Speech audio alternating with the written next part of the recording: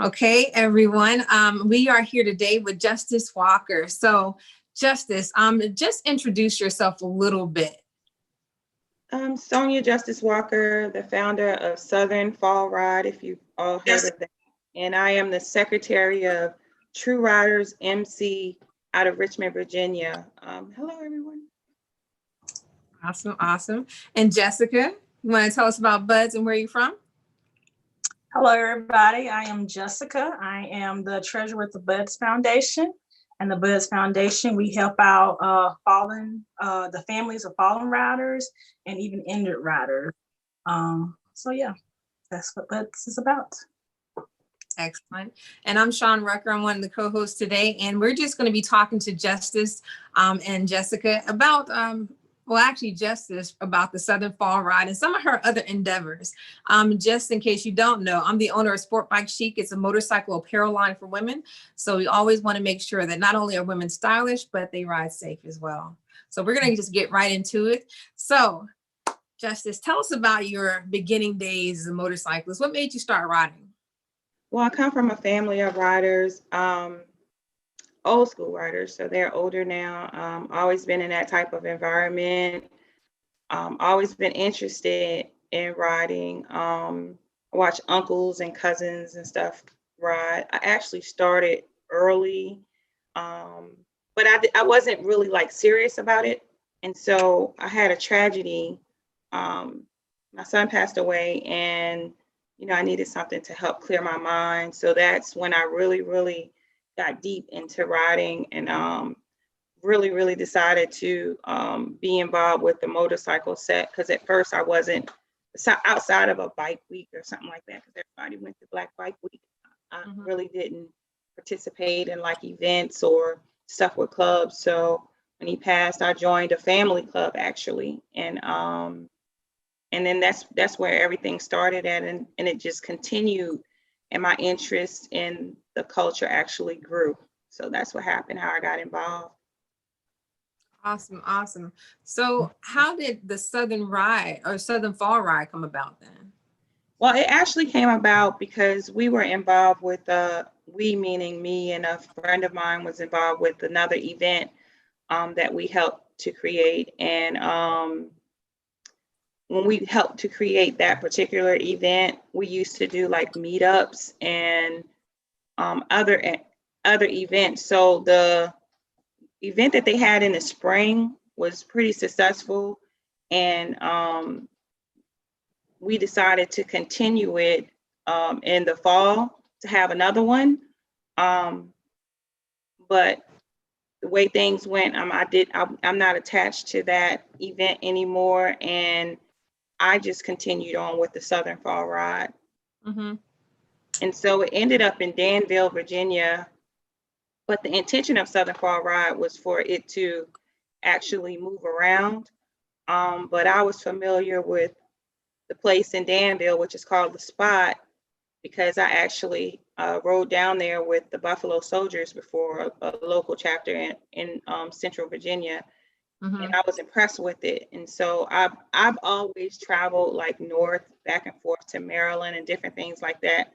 So much so that people actually thought I was a part of that set versus the Virginia one, because I was always up north.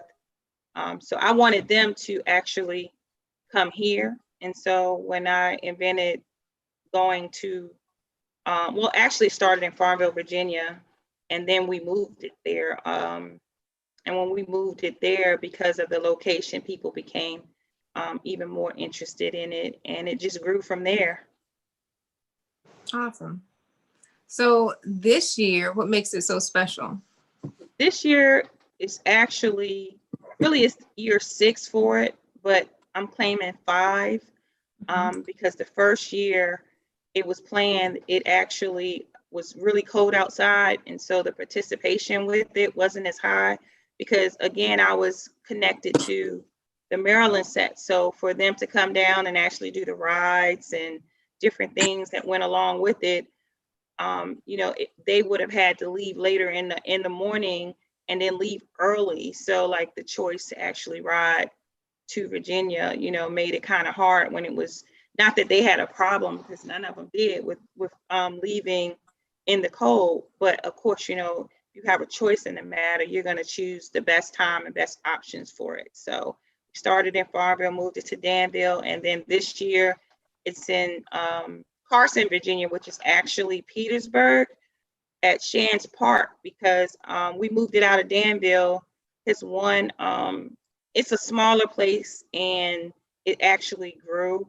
And with COVID out like it is now, we felt like it would be better to try to find a location that we could actually spread out. But also the owners of Shands Park has been trying to get us to come down there to grace their presence for a while now. So that was one of the reasons that we made the choice for it. Okay. So you brought up a good point. You talked about as far as with COVID, you know, some people call it COVID, some people call it the Rona. What precautions are you all taking this year as far with COVID or the Rona? Well, unfortunately, last year when I looked at Eventbrite and not really even counting what didn't get tickets off of who didn't get tickets off of Eventbrite, we had over 700 tickets, and you know, we still had people coming in. So unfortunately this year we cannot have a rally that large. One, because of the COVID-19 guidelines to having large gatherings. And two, also because we want to make sure that people are safe. You know, even if they don't think about, you know, being safe, we want to have precautions like that. So we've cut the event and limited the number of tickets that we will be selling. Also, we will have hand sanitizer stations out there. They're going to receive education on social distancing, because one reason we're doing that is because, like, sitting back and watching the community, you know, because we post a lot, so we get to see a lot. We see a lot of people that decide not to wear masks. And then human nature kicks in to where we haven't seen each other for so long, and it's our culture to hug each other. So we see a lot of that, like, you just forget that we're dealing with a pandemic. And that's just a human nature piece of us. You know, we're those type of creatures where we want to be socialized. So, but you still have to remember. So Doc will be out there, that's Cold Blue. He's going to be out there talking about precautions with COVID-19. We're also going to have masks out there for those who don't have it. Now, granted, if you're outside and you social distance, which means 6 feet or more apart, then you don't really need a mask per the CDC. That's what they say. So it'll be a choice, but my thing is still wear the mask, because again, human nature kicks in and we forget, because you get so excited about being in the crowd. You get really excited about seeing people you haven't seen in a long time. So that way you have that extra precaution out there, because we can't take for granted, you know, who may have it. And that boils down to family members, you know, friends, neighbors, coworkers, and of course bikers too. So I think some are forgetting that. Some are refusing because they don't believe that the numbers are correct. But regardless of the numbers being correct, that's being portrayed out there, people are still dying. And you could, if you haven't experienced a friend or a family member or someone that you know having it, I'm pretty sure that they could talk to someone that says that they had it, or they know someone that had it. I started out on one hand counting how many people that I knew, and I'm over that now. I can say from my network that it's been quite a few that's died, and at least 3 bikers that I know that passed away. Well, I definitely want to take that seriously for sure. So with that said, I think you're, with this Southern Fall Ride this year, you're bringing another element to that, like the whole camping aspect of that. So do you go camping a lot, or do you like to camp, or what is that about? Yeah, I like to camp. when you start riding, you're so excited about being on the set and being in the motorcycle lifestyle that sometimes you forget that there are other parts to you. And so, like, I've camped before. I enjoy camping. And again, COVID-19 has reminded us that we have to learn how to do things different. And for me, I don't like to be beat by something. So I feel like it's not going anywhere anytime soon. You can't stay locked up in the house forever. And even though we are doing that, they're saying that's the safest place for us to be. You still don't know. It could come in through the mail, somebody knocking on your door. I mean, any type of way. So I believe in living. So camping is a way that I researched, which is a good way to social distance.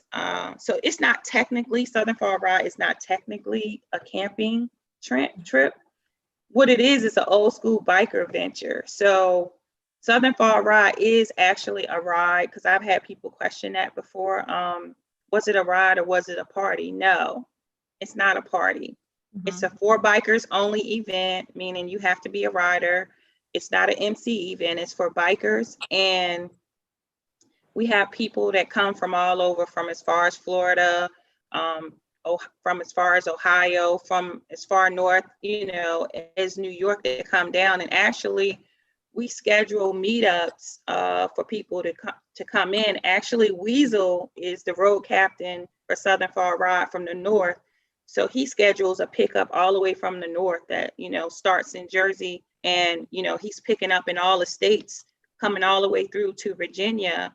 And I have another young man that does it out of North Carolina, that his name is Yusef, that actually, I didn't really want to say his name, but this Facebook stuff that ruined us as far as names. You know how we used to put our biker names on there, and now they don't really let us do that.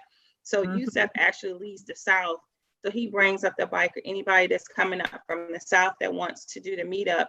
And once you get there, our activities is the reward of coming, because of course you're not going to just, well, most of them don't want to just sit and do nothing, like in that type of country setting. So like we do have entertainment and stuff like that, but we try to keep it that like non-MC like, because it's certain things that you do in the MC world, being part of a motorcycle club. When it comes to like anniversary events, we try to make it so it's not an anniversary, that it's more like a family reunion and an old school biker feel to it. So, that's what we do with it. So the camping part came in because when we moved it to Shands, it's so big out there that we actually have room for RVs and, tent setups, and they have a bathroom out there, and they have, a couple of showers out there. So if someone wanted to do that, we wanted to be able to help introduce that style of traveling to people. But the option is they can choose to bring their RV and their bikes too, if they want to use a tent. Or we did have 2 hotels that actually sold out, reserved for people who didn't want to participate with the camping portion of it. So that's how we ended up with it. But I think because the camping thing is becoming more of a trend amongst bikers now, that it's more like that's the assumption that that's all that we're doing, but it's not. They can choose to sleep either place, and if they chose to sleep on their bike, because some people do that too, or to lay beside their bike, they're able to come out there and to do that as well. Okay. So I'm asking everyone this, all the folks that we interview in preparation for our Buds event. What is the one thing that you feel that you bring to this table, that you bring to our conversation when it comes to the bike world? Why are you so special? After having a few conversations with you, I have my own idea, but I would love for you to kind of tell our audience, what do you bring to the table? I'm a rebel in a good way. I don't like to follow everything that someone else follows all the time. I like to bring my own trend to it, my own spice to it, in addition to going along with it. So like, I of course, first of all, maintain the fact that I'm a lady first. So I don't engage in a lot of craziness that goes on in the biker community. And I think I get respect for that. I ride. I have not crossed to the West Coast yet because I have a very, very, very, very demanding career that we talked about already. But it's my goal, and I'm never scared to ride my bike. And every opportunity I get, I ride. Like I don't care about riding in town, in the town limits or the city limits and stuff like that. When I get on my motorcycle, I'm gone. 3, 4, 5, 6, 7 hours away, whatever I can accomplish in a time frame to get me there, get some rest, have a little bit of fun, sightsee a little bit, and get back home to get back to work again. So I think people respect that. And then, of course, I like to have a good time. I like to have a mature good time with like-minded people. You know, we work hard, so we should play hard without a whole bunch of nonsense going on. And we're getting older, so my focus on events are mainly on like people of my age, you know, give or take, you know, a little younger or give or take older, so that all can enjoy what we do together. We pay a lot of money for our bikes and stuff like that.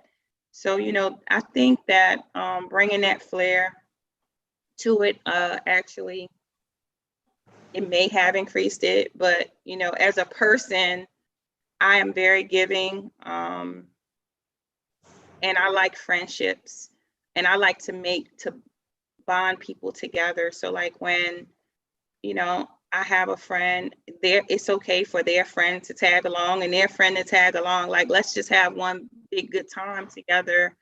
That's how I am, you know, in regards to that. And I call it networking, to bring us together.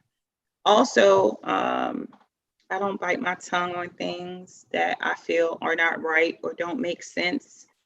But I don't just debate just because, like, if I'm going to say something, I really, really know about it. I'm not trying to get people to sway to what I think or what I believe, but I do give them facts to let them know that, you know, this is true or this is an option.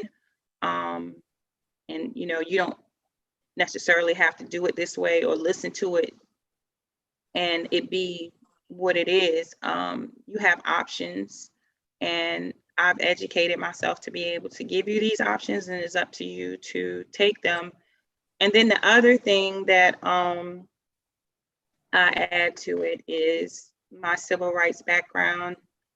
I feel like we are a big nation within ourselves. It's so many of us, of all races, that together we can accomplish a lot. And I feel like we should have social responsibilities for not just the motorcycle community, but also for our own communities and stuff like that. So I kind of like try to influence that a lot, to not just focus on being together and partying or being together and just riding. Like, what can we do together to make a change for things?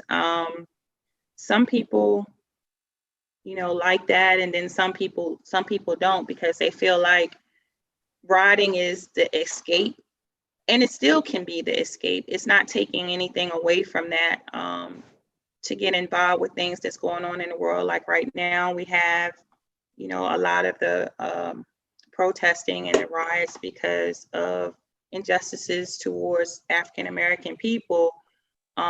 You don't necessarily have to go out there and picket and protest or riot or anything like that. But if it's something that you can do in your own community to enhance it, you know, I feel like it's our responsibility, because when you like take yourself out of that element and you're just focusing on work and then focusing on having fun or focusing on riding, guess what? stuff get past us. And then next thing you know, we have all this stuff going on that we're trying to correct. So I feel like it's everybody's responsibility to do it. And I feel like we could do it together. We've created, it's not biker associated, it's actually a big umbrella for whoever wants to be involved, because I don't look at race as being, of course I look at Black and I look at white in regards to that's what we are.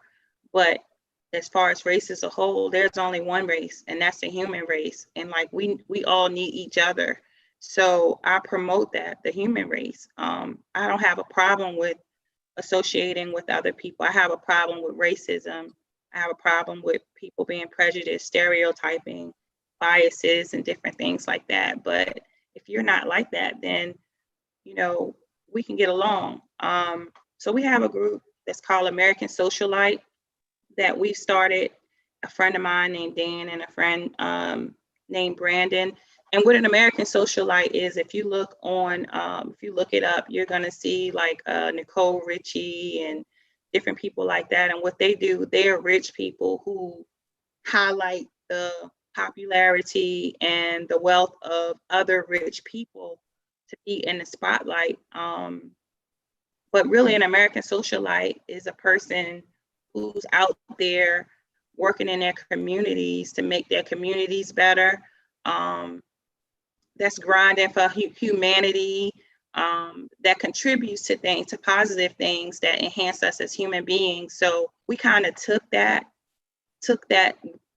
phrase, American Socialite, and branded it to be Branded Americans. And the focus is right now on African Americans and the injustices for African Americans, and to bring us forward as Branded Americans, because we want a piece of that pie as well. So, we enhance the artistic part of African Americans, meaning we display it, whether it be through music, whether it be through arts or any other type of entertainment, whether it be through the civil rights movements that's going on out there. We try to support that. We have a lot of conversations with people. We have right now probably 3,000 African American owned businesses that we're going to share, and we're trying to add to that, because behind the scenes, what people don't see is I have a lot of conversations during the week. So right now we're together because we're in the phase of education, and that's us receiving education from people that we're having these conversations with about, what they are involved with and whether or not they have a business. And when I say that, it could be a person who cuts grass. You'd be surprised at who contributes to making things better for all of us. Like, I talked to a person who actually is taking going and buying old computers and refurbishing them so that they can go into the school system, so that the students could use them while we're out here now on, this pause because of COVID. I've talked to people like Jane Elliott, who invented the brown eyes, blue eyes experiment, which came out about the time of Dr. Martin Luther King's death, to show Caucasian people what it felt like to be discriminated against. And she's world known. She's been on every major syndicate that you could think of. Dr. Filet Chianicio, who actually is the founder of the Million Woman March. And she didn't just find the Million Woman March, she tried to do a Million Youth March, and she's still working behind the scenes on other projects. So we're supporting her in her efforts to bring that forward. So we're doing a lot. And so with me, since my lifestyle is as a biker in this big community, I feel like because that is my community, that is my right, it's my responsibility, not right, to make sure that I educate our community on the things that's going on out here and try to get them involved as a whole as well. So we have a lot going on. I think that that's some of the things that people may like about me. That sounds like a mouthful. Oh my goodness. So that kind of ties into your name, right? I mean, it sounds like it's really perfect for your name. I mean, you have such a unique perspective and background that you're bringing to this table. So how did you get your name, Justice? My uncle actually named me Justice because I was a part of his club. I think he played with me at first when he told me I had to have a biker name, and so he told me to pick something. Look, I'm looking at Kill Bill movies and all kind of stuff like that, pulling out all kinds of names. He let me do all of that for weeks at a time before he looked at me and said, your name is going to be Justice. And he said, I feel like it fits you well for all that you do, you know, for your background, for your stance on things, that it fits you. And I agree. I think so. And so some call me Justice, and then some of my friends call me Queen Justice. All right, and then Queen. some of them call me, I made up, we were at an event and, you know, people were saying Sonia, Sonia, Sonia, Sonia. So, you know, I got on the mic because, you know, I was like hosting the event, and I said, I think Facebook got all of us twisted.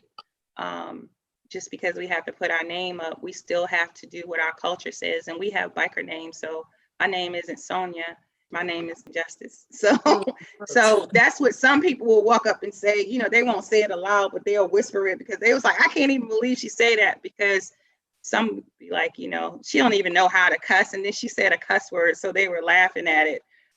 So that's been a joke as well. But yeah, I think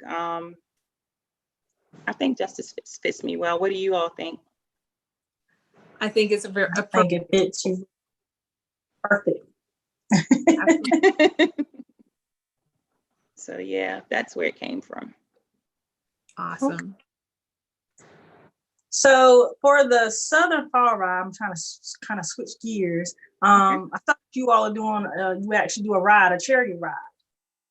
What charity are you all doing the ride for this year?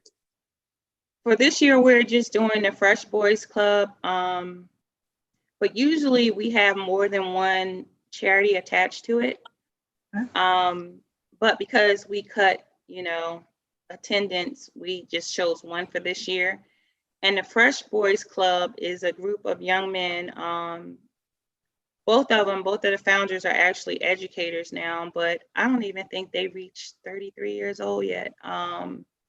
Maybe like 30, 31, but they both grew up in like these types of clubs. And my son did as well, where some male took the lead and started engaging these young men. You know, they showed them how to do charity in the community, how to dress, introduced them to college, made sure that they were mannerable in public, and respected their parents, especially their mothers, and just molded them. And they start at a young age. So they have a Fresh Boys Junior, and then they have the actual Fresh Boys. So the Fresh Boys Junior, I think that they start like at 7 or 8.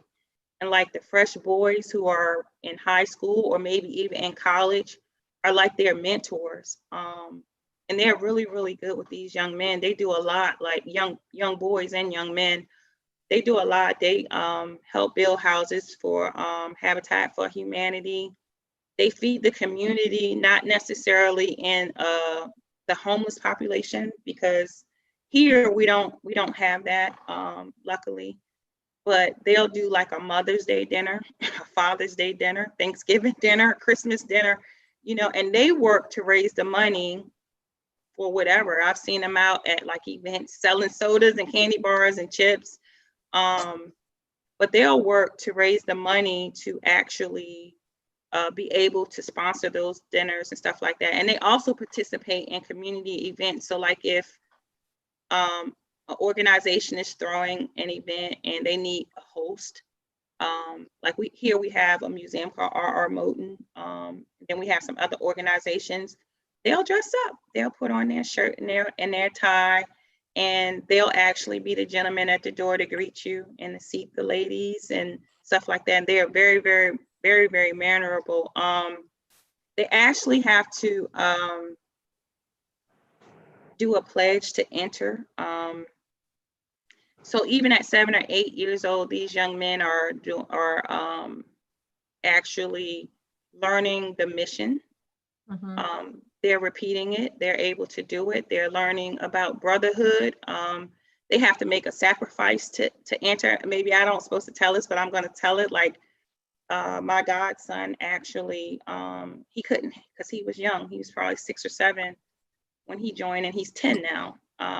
He actually had to give up French fries and chocolate and soda for like 30 days or 60 days.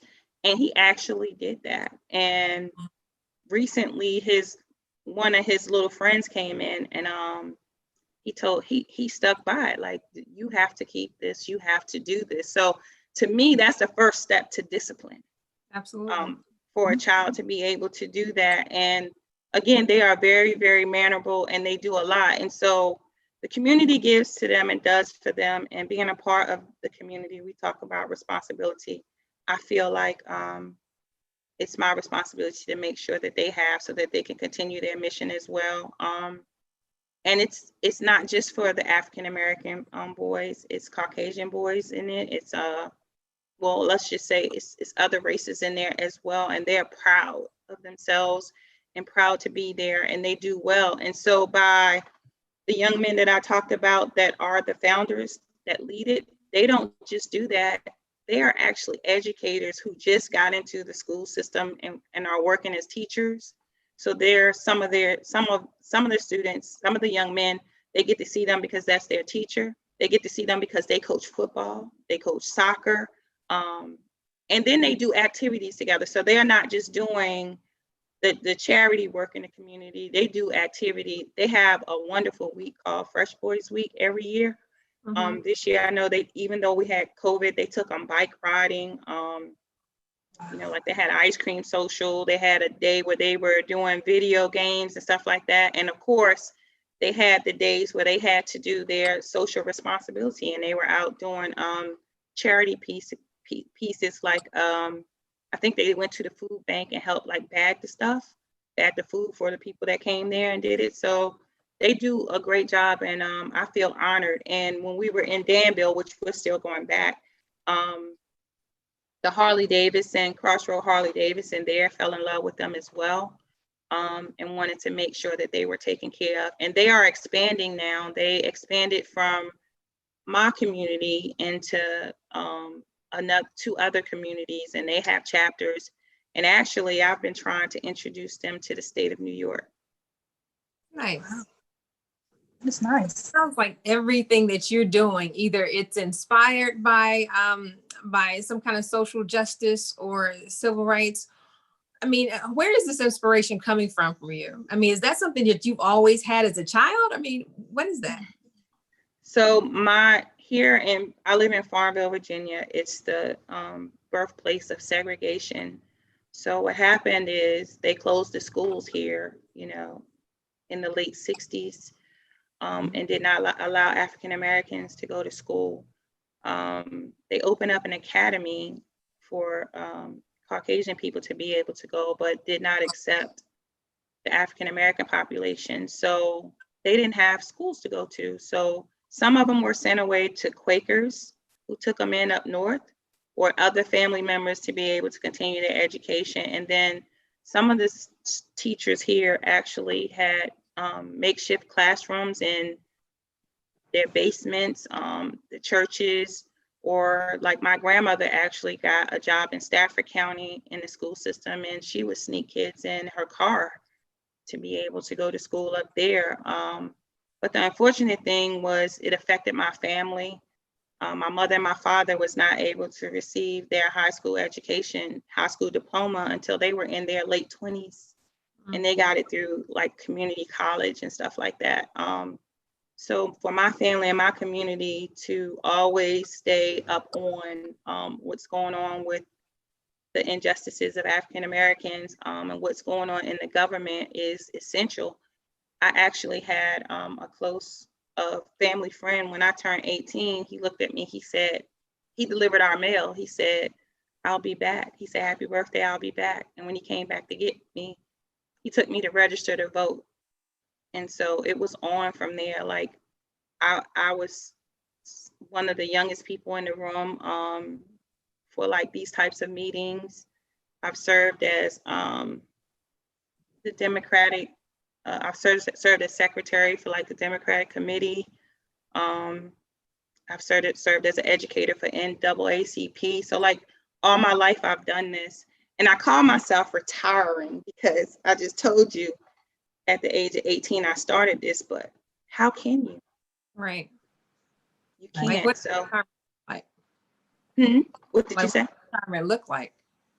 You said what did retirement look like? Me just going to the polls and voting and saying that was supposed to be, you know, how I show responsibility for you know, social stuff, but it's not enough. I get pulled to do stuff. I get pulled to be campaign managers. I get pulled when someone sees something that's not right, because they know that I'm not going to be quiet. I'm going to voice the opinion and try to do something to get a change for it. I see things that I don't think is right, that I want to change. And by me growing up in that type of environment, I know that talking about it gets nothing done. So Right. I have not been able to retire. But the great part is I actually had a moment a lot of years in my life where I could participate, but I still was silenced a little bit based on my career. But I'm still restricted a little with my new career. I have to be more cautious, but I can say what I want, basically. And that's the great part. The freedom of being able to say that it's wrong was like overwhelming to me, actually, the week that I was no longer a police lieutenant. Wow, you have such an amazing background. I mean, you have all these different careers or things that you've tried and actually kind of been successful in. So where does this lead you? Where are you going to next? I mean, what are you going to be interested in next? I mean, that's going to change the world. I have no clue. I remember at times feeling bad that I couldn't stick to one thing until the American Socialite Project, which engulfed so much, and that to actually sit in the room with people and actually know what they were talking about and to be able to plan things of different realms was amazing to me. So now I think God just blessed me with the ability to be able to try different things. So it's nice to be a specialist in something, and I feel like I'm a specialist in a lot of things, but it's also nice to keep trying new things and to venture off. So I think I'll stick with that path. Awesome. Doing things. Like the camping thing is gonna really, really come out hard for me. Because I like outside and I like the freedom, you know, that I feel from it. And just like we have motorcycle clubs, they have RV clubs, and it's a new group on Facebook called Tents and Twos, to where, you know, they're riding all over the United States and camping out as they ride. That has sparked my interest. So for the biker community, that's what I'm trying to help influence. So like I direct people to Tents and Twos, and also to the things that we're going to be doing as well. Nice. Okay. So how does like the American Socialite kind of, or the bike world lend itself to the American Socialite? How those two marry up? Do they marry up? Yeah, because it's a project that's going to enhance the beauty of African Americans, whether it be through arts and entertainment, through business. Like I said, when I say business, it doesn't have to be a big business, but we need to know what's out there so that we can start supporting our own people. Believe it or not, which I know you know, we are the creator of a lot of things. We invented agricultural systems, the educational systems, universities, so much behind us that we don't get recognition for. A lot of the music that's out there, whether it be rock and roll, pop, comes from things that we started. And I don't feel like we get enough attention from that. So American Socialite will bring forth things like that to say, like, we're the American Socialite. I'm an American Socialite. You both are too, believe it or not. So we're bringing forth that, and the most important piece while we're doing that, because it always has to be responsibility to it, we're bringing about stuff that has to do with race equity. So like Dr. Fillet Chianicio is actually working on a project that I won't be directly involved with, but other people that are part of American Socialite will be. But I think it's important to know what's out there, and then people can make their own decisions about it. It was a project that actually was started by Dr. Carr and Malcolm X, but of course they did not complete it because of the fact that they passed away. So she actually picked up and ran with it. And it's called We Charge Genocide. So my education about that is that she is actually attempting to get 1 million signatures from people, not just African Americans, but everyone, but especially African Americans, to take to the United Nations to say that there has been a lot of injustices done to the African American race, starting back from slavery up until now. And I have to learn, actually, and this is part of my education, like, what is the expected outcome? But in my research, I realized too that it wasn't the first time that it was presented. It was presented and acknowledged from other countries, you know, that said that you're right. But I don't think that through the path of it that they actually did it with the United States. And so her goal is to do that. And so, like, other people that are part of my association with American Socialite are actually working on that piece of it. So some people will be able to see that as well. But, you know, I don't really think that it's something that's wrong, because it's true. Like, you know, with the slavery piece on up to how we're treated in the workplace, to you know, college applications. I know you all saw that, where it was hard for people to get in college at some time, to still having people who walk around this world and act like you're the worst thing in this world because your skin color is different from them. But what they don't know, and this comes from Jane Elliott, she actually educated me on this piece, was that we're all the same color. Believe it or not, we're all different shades of what is called brown. Even Caucasian people, it's a shade of brown. And when I make the statement about there's only one race but the human race, that's where I get it from. I was inspired by her. And for those who don't know, she is a Caucasian woman. She's an educator, and she's done a lot for African Americans to try to help educate people on the effects of racism and prejudice and stereotypes and biases and different things like that. Actually, when we did the interview, people dislike her so much, or it might be that they dislike me so much, but we were hacked. We took over the Zoom and wrote all these nasty slurs in the chat and cussing and different things like that. So when you make a difference, this is what happens in the world. Right. Awesome. Jessica, did you have anything else that you wanted to ask? I know we're a little bit over time, but I mean, she has such background and such wisdom. I just kind of like just listen to her talk and all her endeavors. Right. Yeah, she touched on a lot of great topics. I'm excited about the Southern Fall Ride. I might have to go up there and see what it's about for the first time. But yeah, I don't have anything else. Awesome.